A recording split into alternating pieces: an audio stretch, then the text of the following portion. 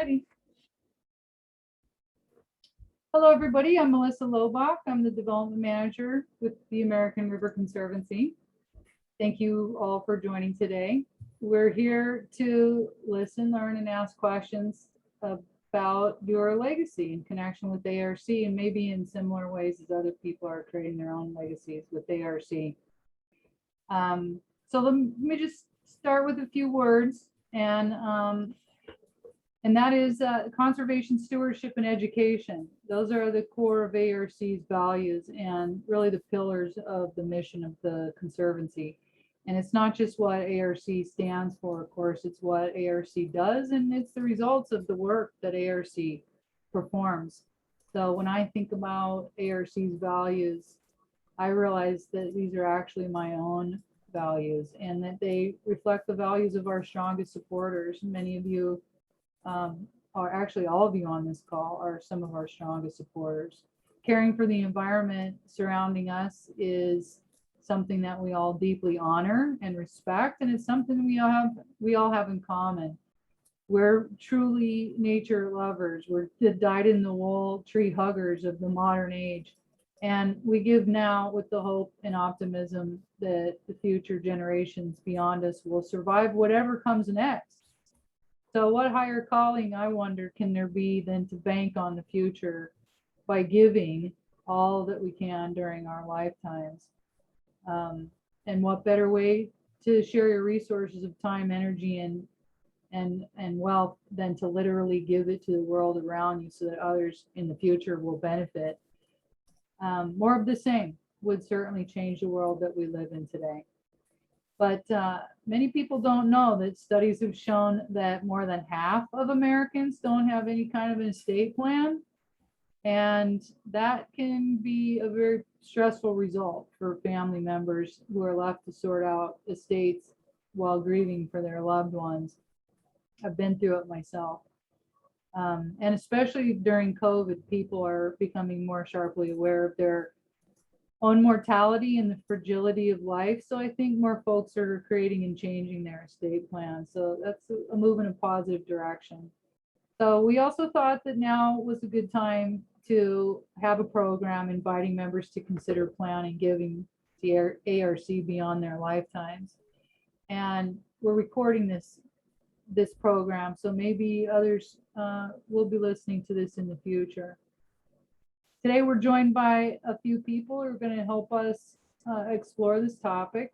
So on that note, I'll introduce Elena Delacey, who will introduce others and lead our session today for the next hour. Thanks, Melissa.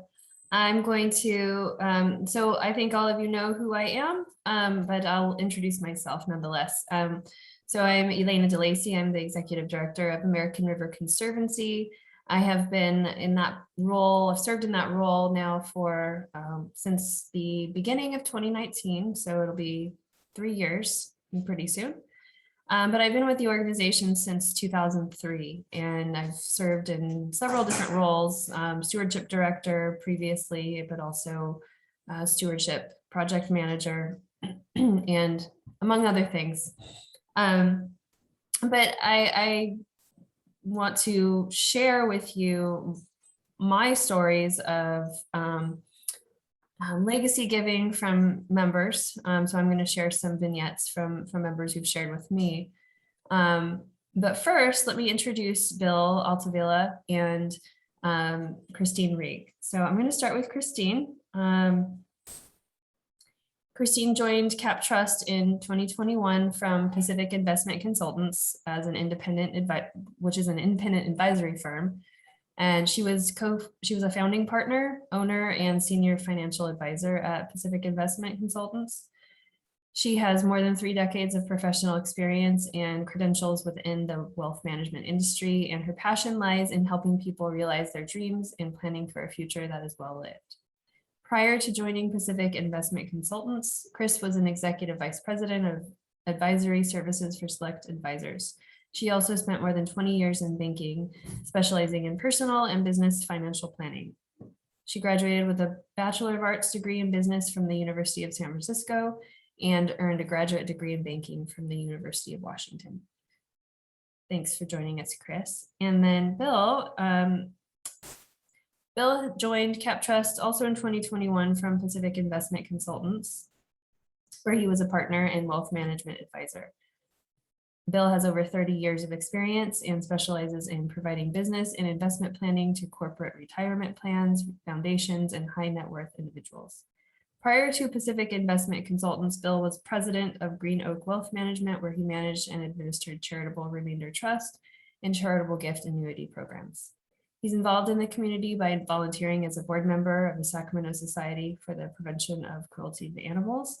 And Bill was awarded the Sacramento Region Community Foundation's prestigious Don Poole Award for his significant contributions to the growth of philanthropy in our region. Thanks so much for joining us, Bill and Chris, and they will provide a presentation following some of our stories. And we have a video to share, and I'll be, Melissa and I will be sharing some stories that have been relayed to us from some of our legacy members. Okay, I can see the whole slide now. Thanks, Melissa. So our agenda is pretty straightforward. We just went through introductions and overview. I'll be sharing legacy stories along with Melissa. That'll take us about 15 minutes. And we have planned giving strategies, which will be a presentation given by Bill and Chris. And then we've allocated quite a bit of time for questions and answers for people to have. If they want to ask personal questions, they can do that at that time about their own situation, or if you just have general questions about giving strategies or even investment strategies, I think there's some time for that. I will ask everybody to remain muted while the presentation is ongoing. And if you do want to ask a question during the presentation, please just use the raise hand function, or you can type your question. If you don't want to wait till the end, you can type your question into the chat using the chat function at the bottom of your screen. So with that, I think we'll get started with our legacy stories. But first, a little bit about what American River Conservancy does. We are a land trust at our core. We preserve land and land in the Upper American River and Upper Cosumnes River watersheds. And some of that land is wildlife habitat, some of it's agricultural land, much of it is recreational spaces, trails, cultural resources. And we do that through land purchases, donations, accepting donations of land, and also purchasing and accepting donations of conservation easements. Managing land and easements is a big responsibility. It is the, I would say, the forever work that we do. It's making sure that we have insurance. It's making sure that we have, we've protected the property from trespassing in some cases. So we're going to be talking a little bit about this during the presentation, how legacy gifts can contribute to land stewardship. Environmental education, that is also a constant need in our community. So we want to facilitate experiential place-based learning that connects people with their environment. And all these three core values for ARC all kind of come together in everything that we do. Next slide, please.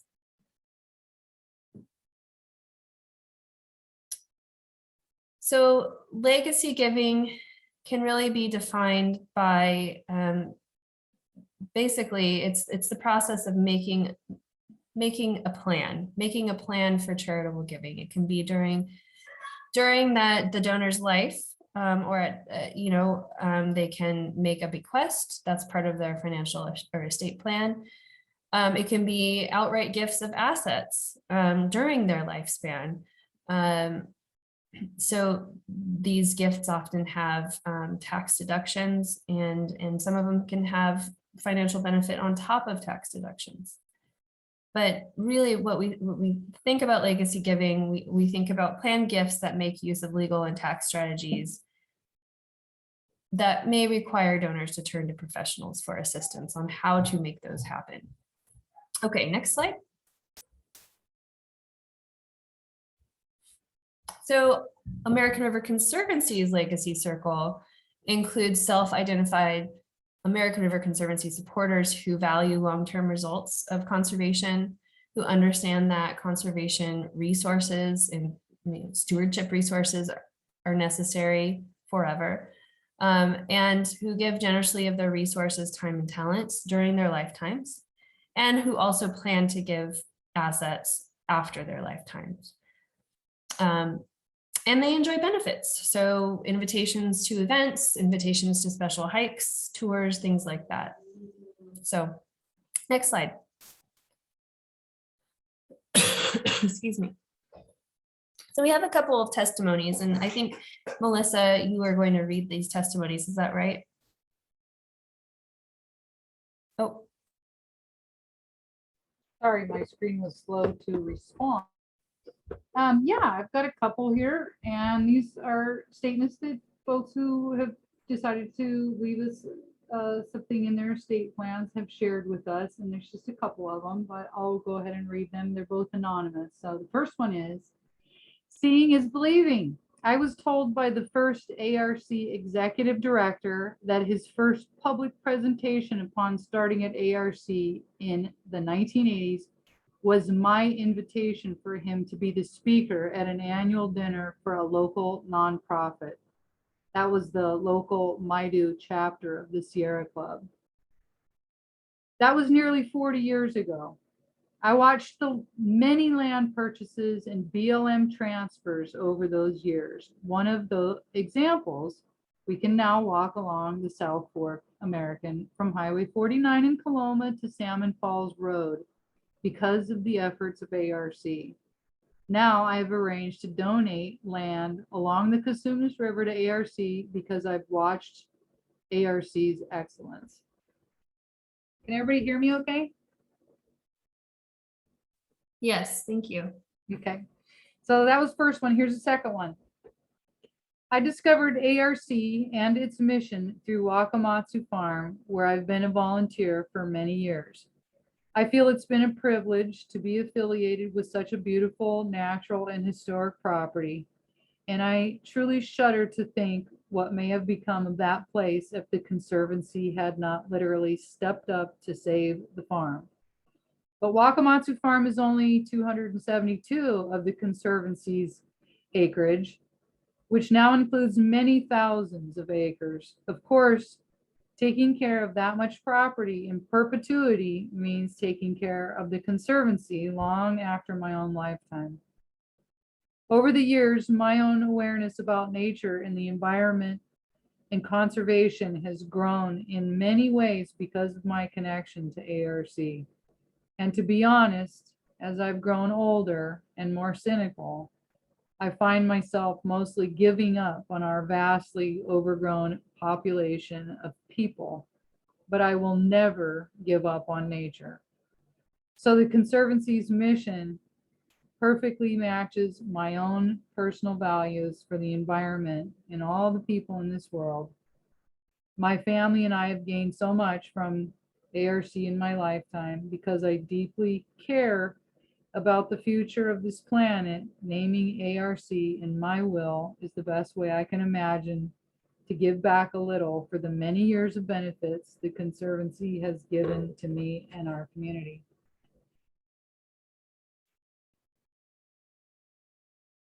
Thanks, Melissa. Those are great. You're welcome. I'm going to share a couple of very specific examples of planned gifts, legacy gifts. These are legacy circle members. One of these projects, I'm going to call it a project, they are still with us, and they are very much involved in the organization as volunteers. And the other one is the Innovations in Environmental Education Fund, which was started by the late Bob Massad. Bob made a decision within his lifetime to leave a sizable amount of money to American River Conservancy to support innovative environmental education in our region. So I'm going to just give you a little bit of a snapshot into what these gifts were, how they functioned, and one of them is going to be in the words of the Frost Herzl family.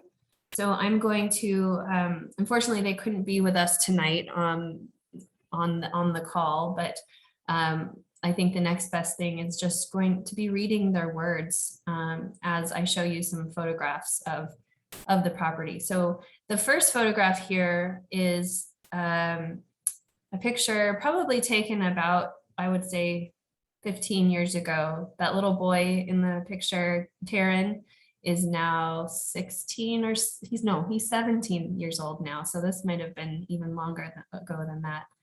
And that's his father, Rick, walking in the Steely Fork Cosumnes River, which is a major tributary to the Cosumnes River. And this is their property. This is part of their 150 acres that the Frost Herzls own and manage currently, and they live there out in Somerset. So can you advance to the next slide, Melissa? So the first part of their story really goes back about 18 years ago. And I first met Melinda and Rick in 2004. And so this is from Rick and Melinda, their story about how they are working to preserve rivers and land for life. We first met Alan Ergot and Elena Delacey in 2004, the year our son was born. We were exploring options to preserve land in the North and Steely Fork Cosumnes River, and were immediately impressed with American River Conservancy's ability to preserve rivers and land for life. Through the years, we've had the opportunity to collaborate with ARC in creating the Cosumnes Coalition, a partnership to steward the Cosumnes River on a watershed scale, implementing a water quality monitoring program, improving salmon passage, and supporting communities in river stewardship. And we continue to be impressed with ARC's integrity, competence, and accomplishments. Therefore, we are very excited to have ARC's support in preservation of 2 parcels. One parcel is a fee title donation to ARC. The other is a conservation easement donation. The 2 parcels combined with contiguous Bureau of Land Management property total over 700 acres of Cosumnes Riverfront property.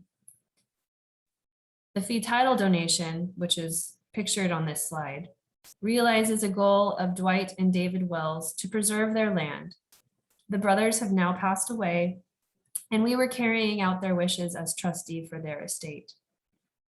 The conservation easement donation of our property completes a commitment to our son's generation. Next slide. To support the health of this little wild river and its creatures, which in turn supports human well-being. So these are just some photos of the planned donation of the conservation easement on the Steely Fork Cosumnes River. These parcels in total are rich in mixed hardwood conifer forest habitat and wildlife, including western pond turtle, mountain lion, bobcat, black bear, pileated woodpecker, and many, many others. The deep river canyon has intact riparian vegetation that supports low water temperatures for wild rainbow trout and also salmon in the lower watershed. We are grateful to put them in ARC's capable hands. So how does ARC meet the commitment to care for these lands and many others in perpetuity? What most people don't realize is the dedication and ongoing effort necessary to steward and meet the financial needs of preserved properties. And while ARC has been highly successful at securing grants for preserving land, grant funding is not available for long-term stewardship costs. That's where individuals can make a difference in ensuring that these lands are truly preserved in perpetuity. Thank you for considering your participation in ARC's Legacy Circle program. Rick, Melinda, and Taryn Frost Herzl. So that's their story, and hopefully next spring we'll have some hikes out to these properties so our Legacy Circle members can see these sites up close and personal and get to touch the land themselves. Next slide. The second story I'd like to tell is a story about a former board member, a doctor, and someone who was deeply, I think, deeply engaged in community and deeply valued education. And that was Bob Masad. He created the Innovations in Environmental Education Fund at American River Conservancy. And I'll just read a little bit about what I wrote about Bob and what I remember. So I first met Bob Masad in 2007 when he was serving on ARC's board of directors. Bob was a retired doctor who had led an interesting career treating patients in the San Francisco Bay Area. I remember fondly his colorful stories about some of the more famous folks he treated. Carlos Santana and Jerry Garcia were two of his most notable patients, and he liked to tell stories about them. While Bob did not have any children of his own, he did have a strong desire to ensure that future generations would know, love, and come to protect the landscapes and natural spaces he valued. His belief in the value of education was evident in the way he helped lead the organization as a board member, and eventually in the generosity of his bequest to ARC. Bob ultimately decided to gift an annuity to American River Conservancy to support our efforts to develop innovative environmental education programs, both within the organization and in the larger community. Bob's gift is an important part of why ARC's education program continues to persist. He recognized that education is a human right, but also realized that the type of experiential nature-based education people need is not always a priority in our public education system. His pragmatic gift continues to benefit scores of learners every year and has funded such programs and projects as the Environmental Teacher of the Year Award, teacher trainings, several school gardens, field trips to Wakamatsu Farm, and school field trips to Yosemite National Park, and many more. We are so very grateful for Bob's foresight and generosity, and he definitely knew how to leave a legacy, because we continue to talk about Bob almost every month at our board meetings, because we want his gift to persist. So those are just kind of some stories to get your juices flowing, to get you thinking about what types of gifts there can be, what the possibilities are. It's really, there's so many possibilities, and I think the possibilities are really endless out there. So the next story, I'm not going to tell, I'm going to let the donor tell the story. This is a recording we have of Mr. Rod Williams. Rod is a dear friend of ARC and myself personally, and he was recently honored by ARC as our Donor of the Year for 2021. In May of this year, he donated 130 acres to ARC outright. This was following a 2007 donation of the conservation easement on about 100 acres of that land.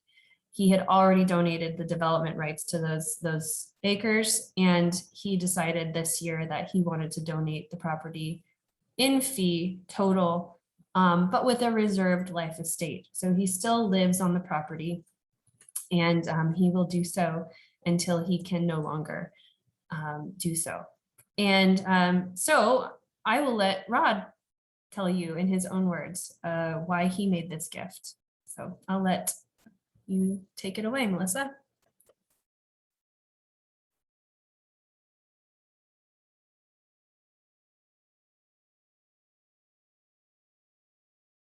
Maybe you could give us a little bit of history about the place and. Happy to. It really all started when I was 17. I went out to Montana and worked on a real cattle ranch. My brother worked on the next door cattle ranch, and I just loved it. I loved the people. I loved the life. Yeah. My brother and I talked about starting a cattle ranch.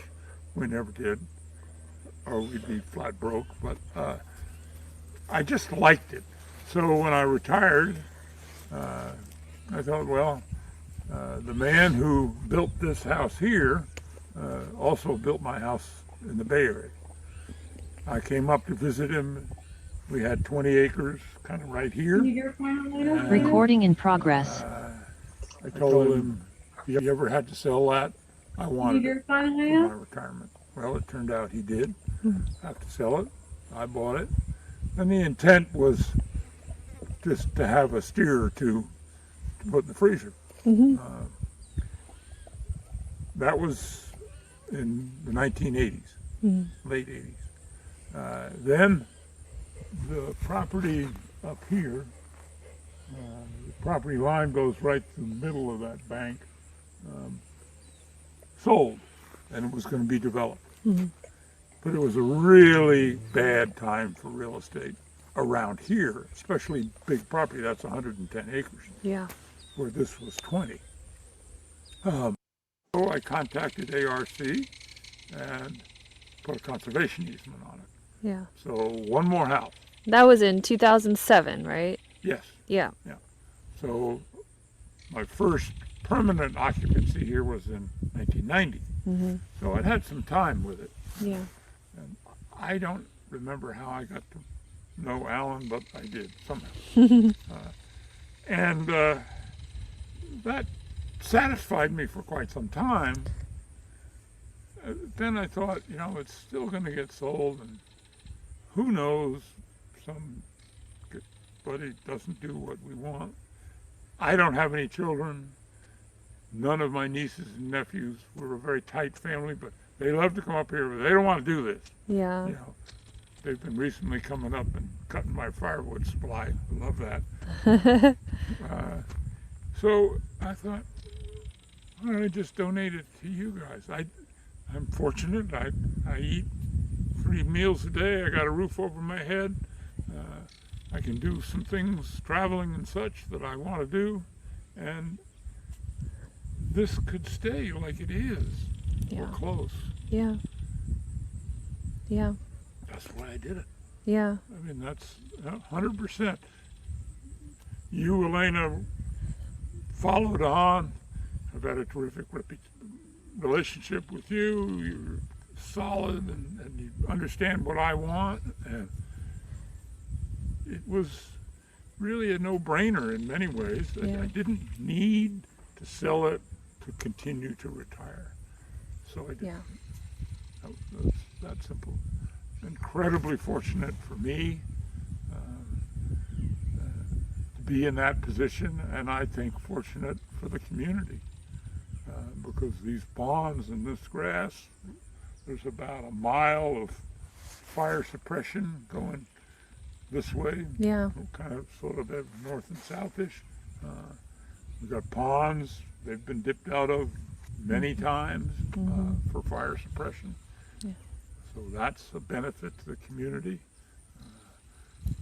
And I just felt like it was right. I literally woke up one morning and thought, I'm going to do that. What would you tell somebody who's considering making a gift of land or even putting ARC in their will? What would you tell them? What's the benefit to them? Well, they're depending on their financial circumstances. There's a large tax benefit that, but there's more than that. I think there's an emotional benefit for the land, for people with land. I think that's, you get attached to this stuff and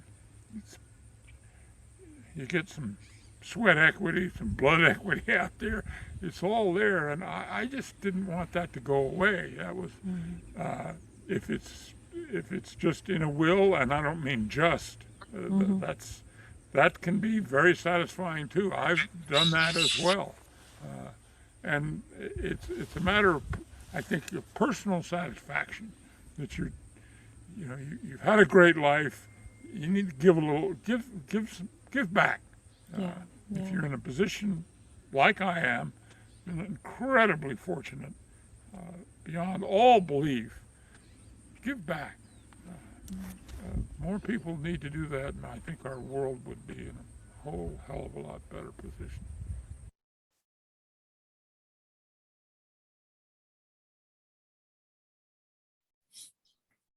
Well, I don't need to say much. I don't know what I can do to follow that. That was pretty amazing. And again, I think our plan is to have hikes out at the Summit Hill Ranch in the spring to introduce our members, and especially legacy members, to that property so they can, again, see what we're working on and see what we're doing. So I think next is Bill and Chris are going to present some strategies for planned giving, legacy giving. So I guess we'll give you host privileges and you can share your screen.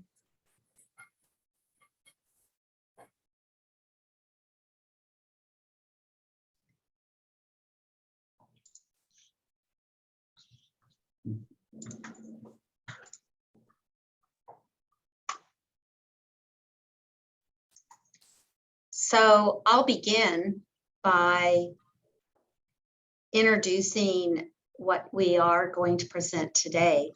Today, we are going to talk about what is legacy planning and why it's important to not only each of us, but also to the environment and to the world as a whole.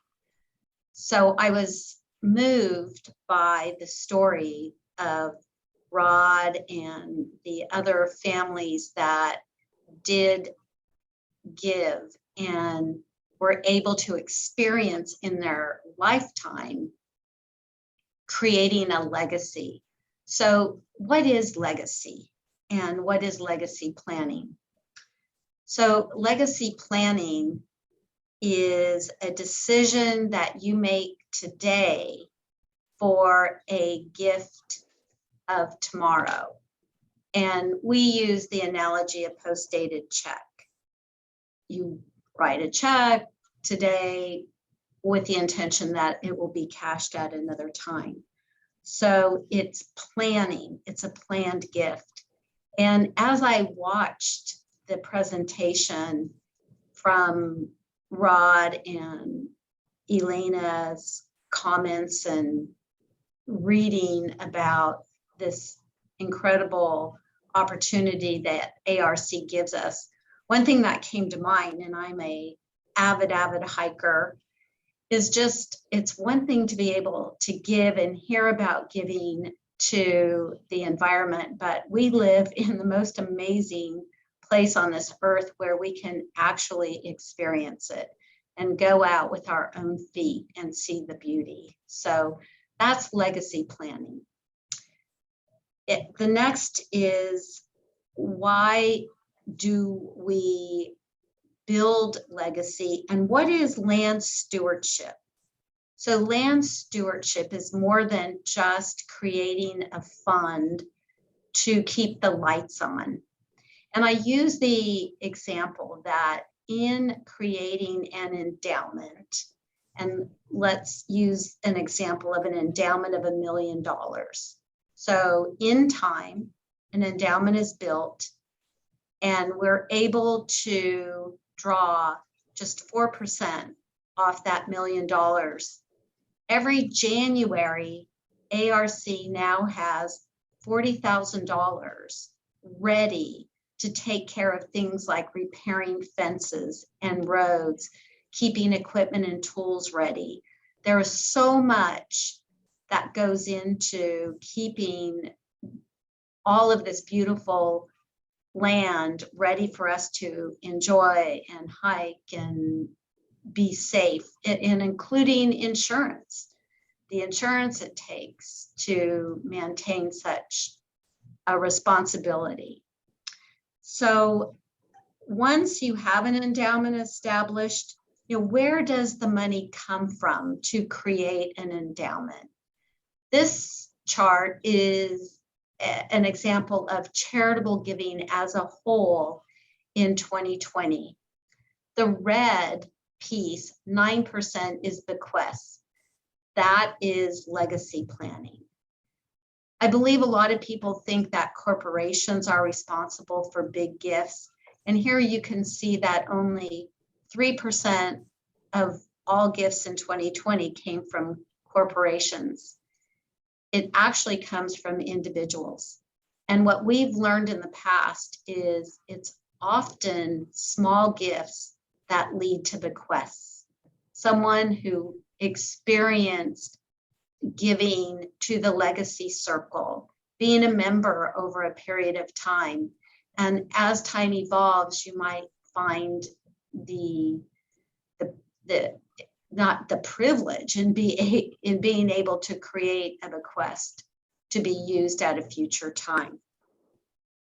So with this, I'm going to ask Bill. So Bill, why should someone consider legacy planning? What might you share? Thanks, Chris. That was well done. I think we heard from the donors earlier why, and I think one of the big things that I've learned over the years, not only as somebody helping people make gifts, but also being a donor and philanthropist myself, is the peace of mind and the way you feel when you're able to support certain things. And I think that's one of the things that we heard on the video there was how it made him feel comfortable, like he was doing something for the future, but he was able to enjoy it now. And I think that's one of the things that we work with people on legacy planning is how to get them more invested, more involved in your organization, how to get yourselves more involved, how to feel as though you're really almost with your organization, one with the land, I would say, because of the way that nature is so prominent in how you feel about the world and you recognize opportunities. So one of the things we talk about legacy planning is to allow people to get more involved and also give them options as to how to get more involved. And I think that's really a key, as Elena was talking about. There's many different options that we'll go through tonight. We'll go through quickly, but we will be available, and the El Dorado Community Foundation Plan Giving Committee, which specializes in legacy planning, is available to help with CPAs and attorneys and financial advisors and so forth. So I think our key is to help you just see options that are available tonight. And one of the things it does, as you saw on 130 acres, it allows for more impactful gifts. And the planning helps to make it a clear path as to how that happens. And I think that's a key for people. And then one of the things that, Chris just discussed was, there's vehicles, there's roads, there's fences, there's insurance, there's so many things that go into keeping the organization moving forward, that in order to do that, there needs to be gifts that support those opportunities for people. So, one of the things people talk about when you talk about legacy giving, and a lot of it, as Chris said, is bequests. And with bequests, obviously, that is something in your will, which, as was said earlier by Melissa, only 50% of people have charitable giving in their wills. And a lot of times that's because people don't want to address their wills or their estates, or I guess if you wanted to look at it, their death. So one of the things we talk about more to people is what you heard earlier, is it's really all about your hopes, dreams, and the organization's hopes and dreams, and how do we get those two to meld together? And what can we do to make the opportunity for you that you can go, oh yeah, I can really do that now and support the organization. As Chris said a minute ago, it's a post-dated check. How can I do it now, support the organization, and still be able to live in the way that I want to live? And I think that's key. And one of the things that's happened, that I don't know whether it's true or not, but some of the donors I've worked with have lived to be over 100 years old. So when people have more of a peace of mind about their lives and how they're living, it seems like they're more comfortable, they're more settled, and they live longer and they live healthier lives. So I want to talk a little bit about certain things that we discussed related to how would you give? And one of the keys that we talk about is people write checks to organizations all the time. We're not talking about that. We're talking about the opportunity to invest in an organization.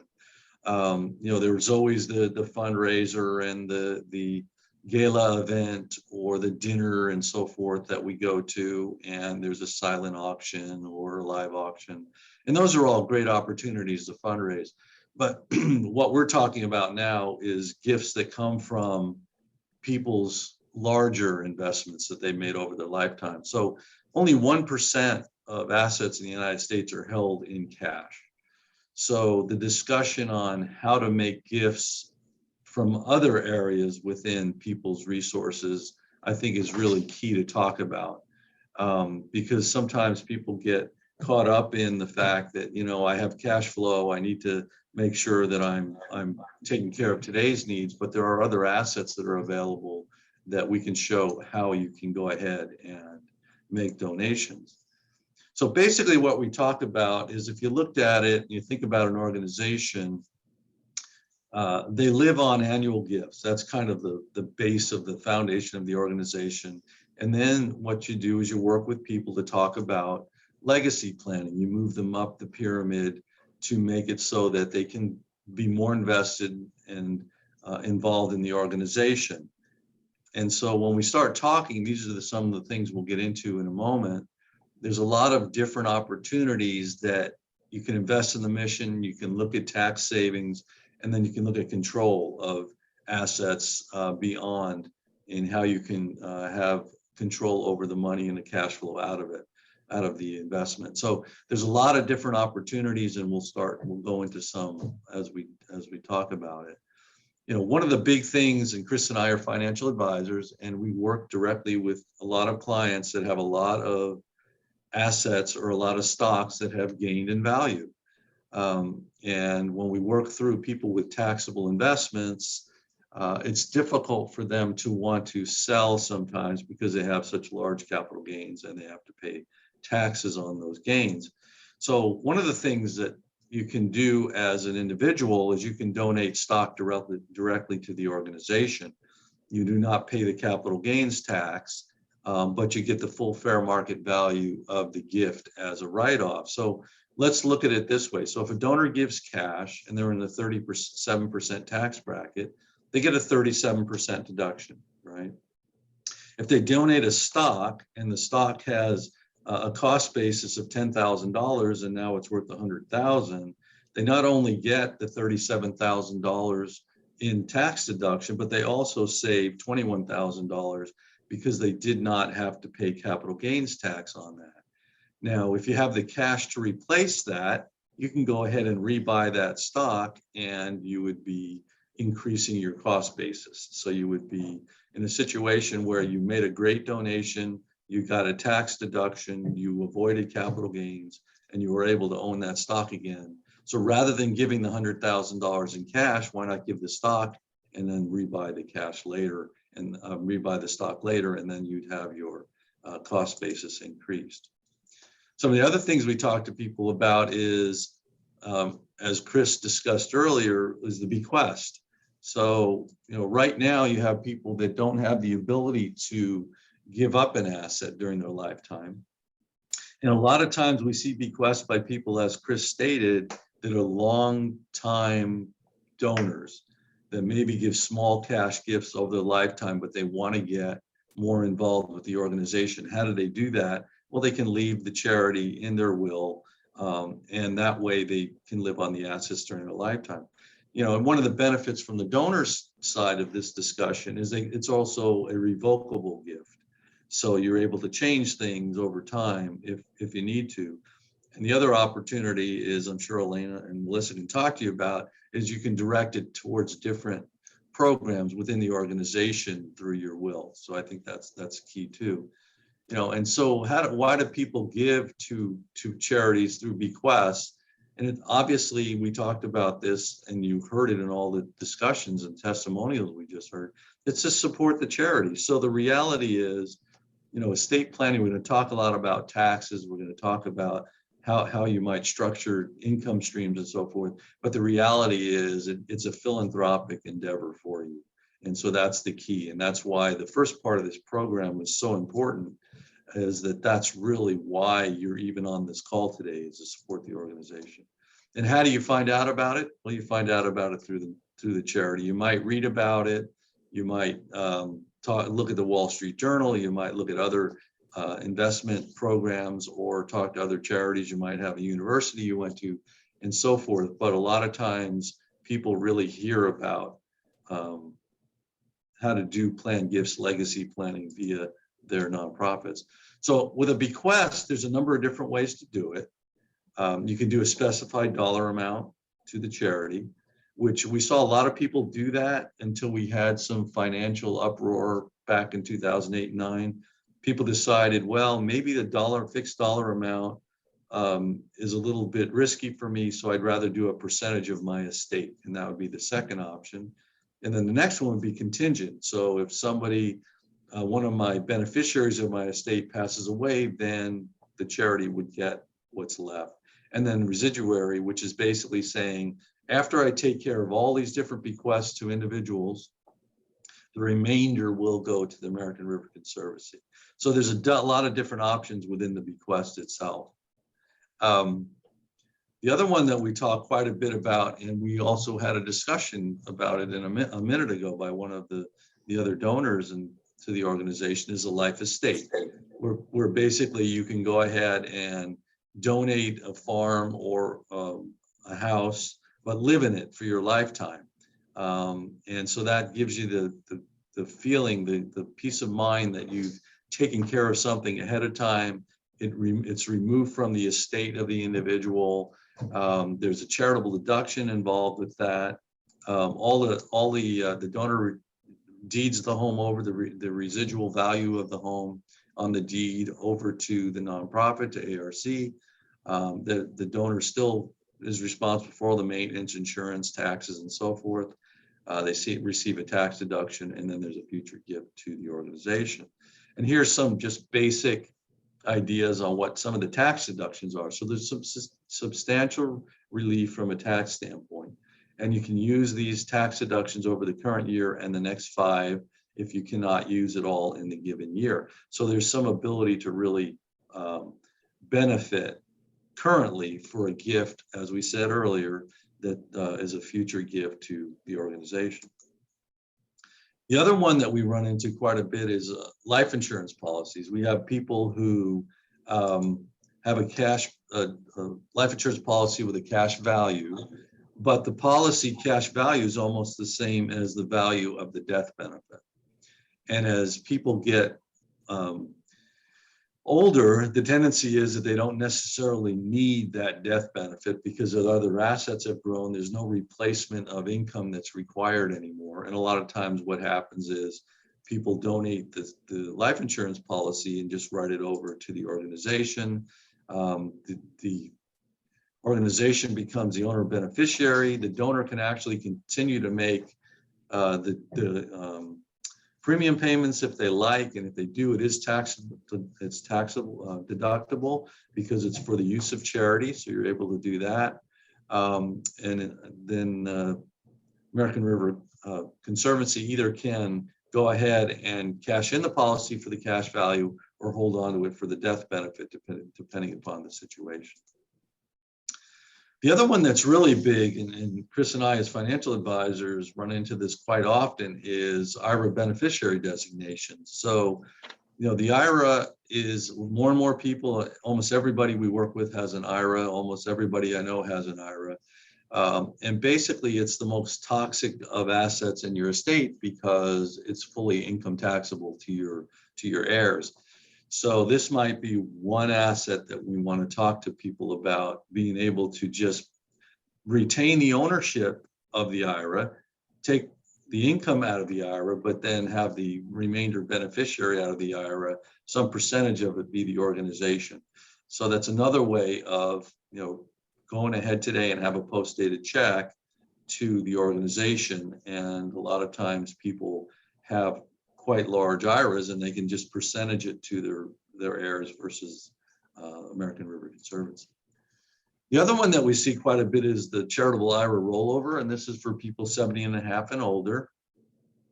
$100,000 a year is the maximum you can give. It's a direct gift to charity, so there's no tax deduction, but there's no taxation. You can use your required minimum distribution for it, so that way you don't pay the tax on it.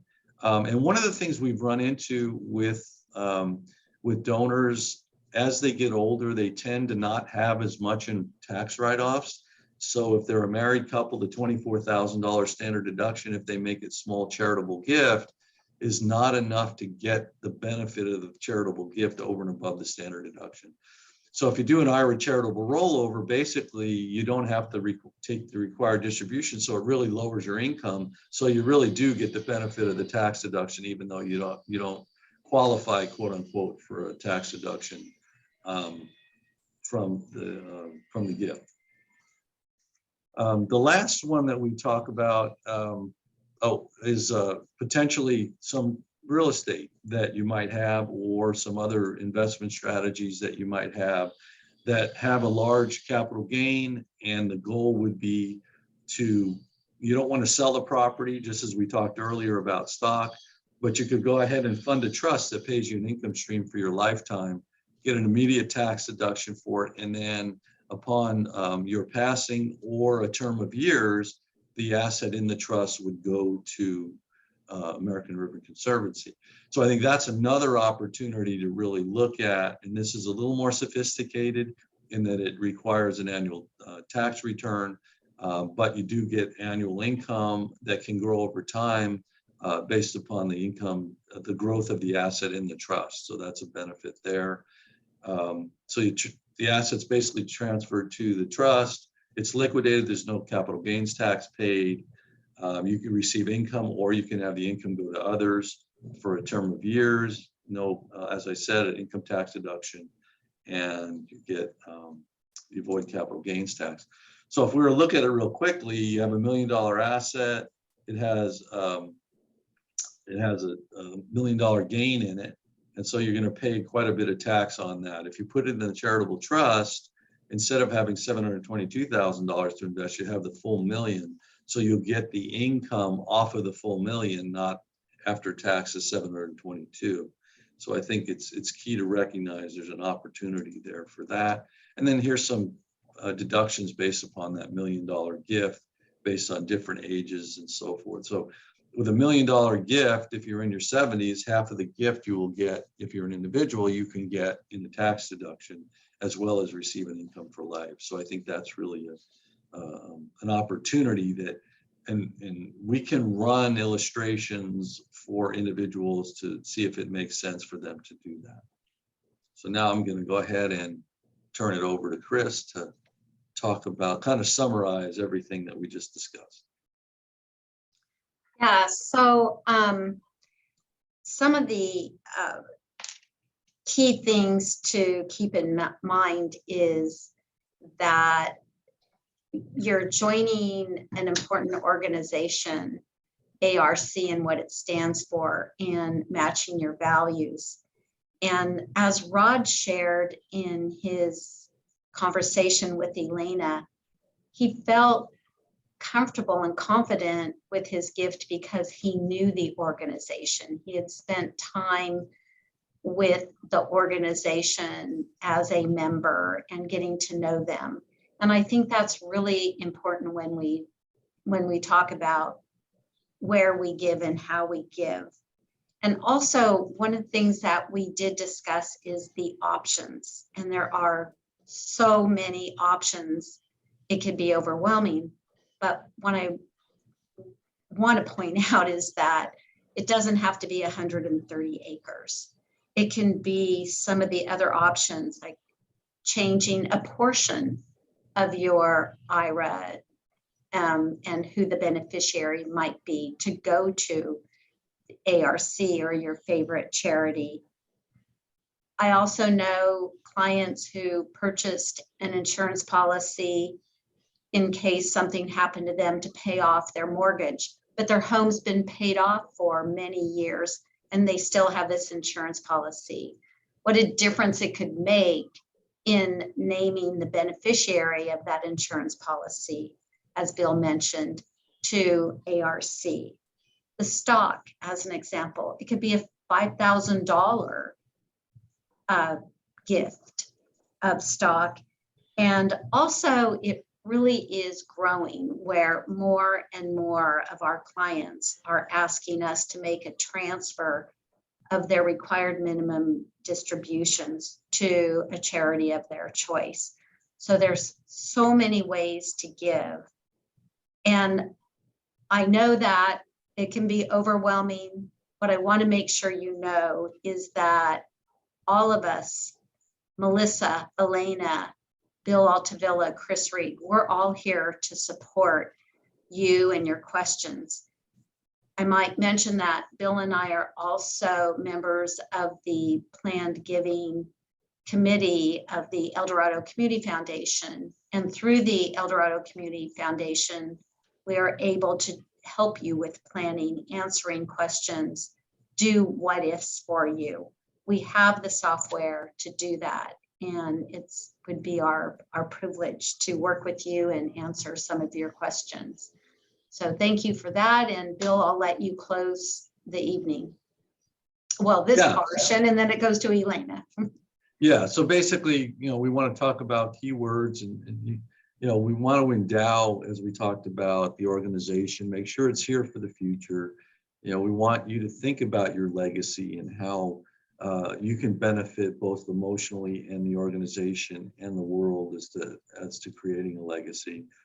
How the community will continue to be served by your legacy and your generosity, and then how the community will be serviced. And think about all the people that will be hiking on these trails that we just discussed earlier, which is just a tremendous opportunity to be one with nature, which whenever I know Chris is an avid hiker, I go on hikes, not quite as often as she does, but it certainly does give you a great feeling like you're part of something so much bigger than yourself. So, one of the places to start is talk to Elena and Melissa about this. We can always work with them and you on these different gift options, how they might fit into your estate plan or your needs. And whatever it is that you want to discuss, we would certainly be confidential in anything we discuss with you and provide you with different options that might work for you. But recognize our goal here is not to sell you something. Our goal is to help you identify opportunities for you to enhance your life as well as the organization. So I think for us, and I know Chris is in the same boat as I am, I honestly get excited about doing these kinds of presentations. So, and this is something that I love to do, and I've been doing it for over 30 years. And I love to see people invest in organizations and have an opportunity to recognize how they can really feel good about themselves and benefit others. Thank you. So Elena, can't wait to go on some of those hikes. Yeah, Got planned. we'll definitely put you on the list to get those invitations. Thank you so much, Bill and Chris. That was wonderful. I just want to open it up to anybody. Oh, first of all, I wanted to mention that American River Conservancy does have a fund at the El Dorado Community Foundation that people can give to. That we have every year we get a statement, and we can take a certain percentage of that as a grant, essentially. So that's a wonderful service that the foundation provides. I guess now we're running a little bit over time, but want to give you an opportunity to ask any questions. If you want to unmute yourself or actually raise your hand before you ask a question. Oh, I see Scott waving his hand. Okay, Scott, go ahead. Oh, Elena, before we take questions, why don't you stop the recording, because we can keep it then at an hour if we There we stop. go. Okay. All right, here I go.